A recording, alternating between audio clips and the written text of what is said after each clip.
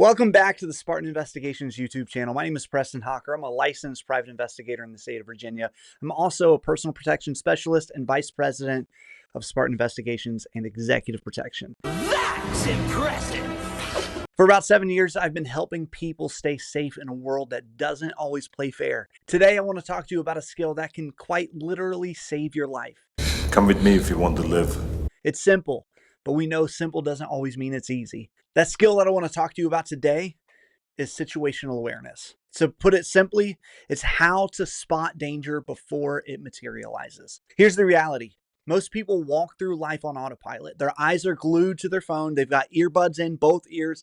Their mind is a million miles away from reality. And predators, whether we're talking about criminals, con men, or worse, they're just looking for people who are doing exactly those things. They want people who are disconnected from the real world. They're searching for people who are unaware, who are distracted, people who are easy to approach. If you can raise your level of situational awareness, you immediately become a harder target. And the state of being a harder target can prevent you from ever having to fight, run, or face danger face to face. But before we get into the simple process for being more aware, do me a favor and like this video, leave a comment.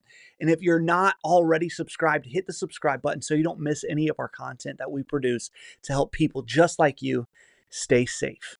Now, let's get into this.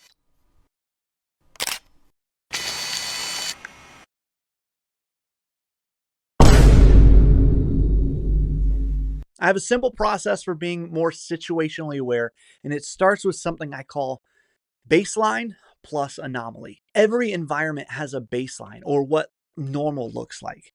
It could be the flow of people, the pace of movement. It could be the sounds that you hear.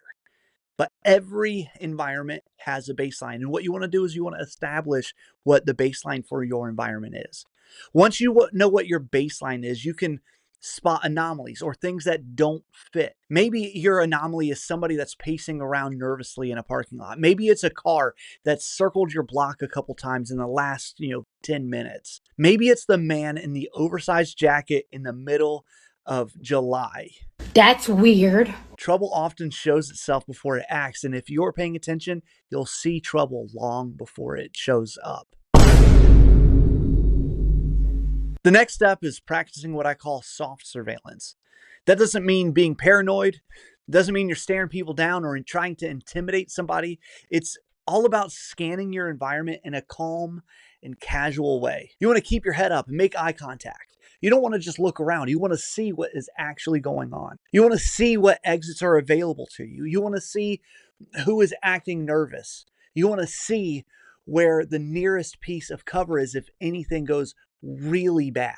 You don't need to obsess over every single detail. You just need to process enough information to give yourself some options. This isn't like that scene in Bourne Identity where he's listing off all of the license plates in the parking lot. I can tell you the license plate numbers of all 6 cars outside. I can tell you that our waitress is left-handed and the guy sitting up at the counter weighs 215 pounds and knows how to handle himself. You don't need to be a special operator. You just need to be aware of your surroundings. One of the biggest killers of situational awareness is what I call tunnel vision. It's when you're focused only on your phone, you're focused only on your grocery list, or even you're focused only on your own anxiety.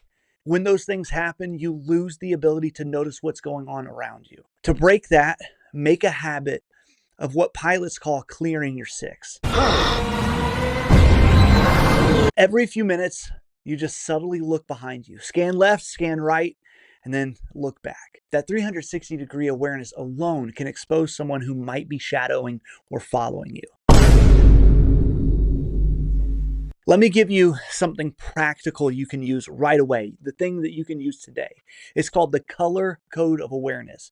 White is going to be oblivious. You're checked out. You're distracted. You're easy prey. Yellow is a relaxed awareness.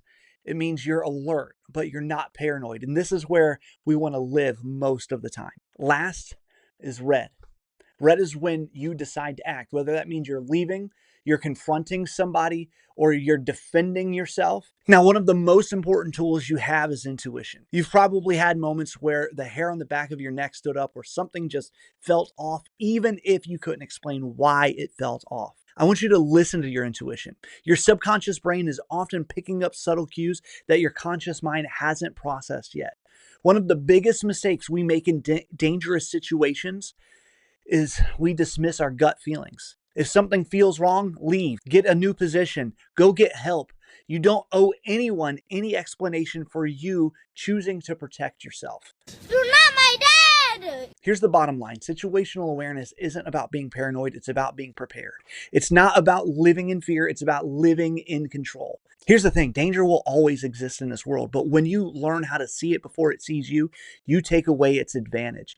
And in my line of work, that's often the difference between being a victim and going home safe. If you found this video to be helpful, hit the like button.